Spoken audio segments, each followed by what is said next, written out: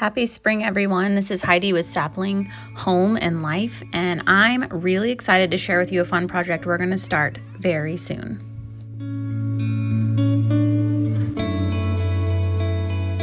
Before I get into our big project that we are really excited about, I'm just going to share a little bit of history of our house.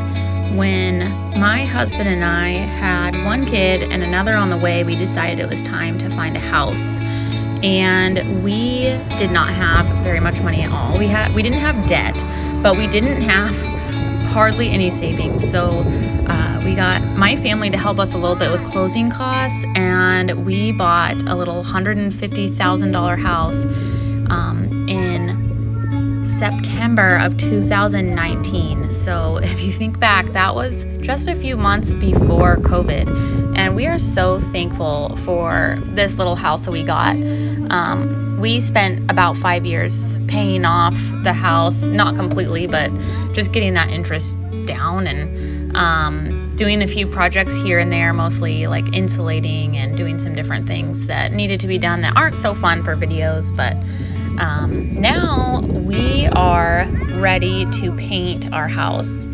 We decided that we need to paint our house because a lot of our trim that's very high on the roof is peeling, and we just didn't want the wood trim to rot.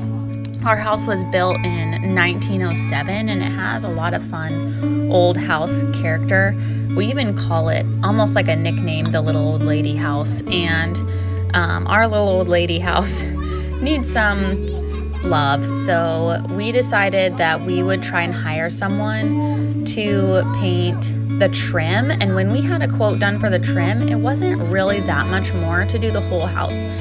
And throughout this video, you'll see different parts of the house, but it needs it. And we had looked into getting the house re-sided, but because our house is sided with asbestos siding, we can't really do anything with it. It paints really well though, so that's why we decided to paint it. It was going to be an astronomical price to have a contractor come and remove it or try and cover it with a different siding, and they still have to do all these special things because of the asbestos. So if we just leave it in place, it's actually safer and way cheaper to just paint the house and accept the asbestos siding.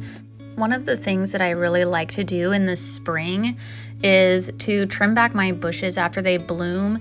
And when I do that, it helps them to grow better for the next season. But also I get to put these lovely forsythia branches in my house that I'll probably trim down a little shorter later. But I just love bringing in the first few flowers as things start to bloom, and it's even better when it's free.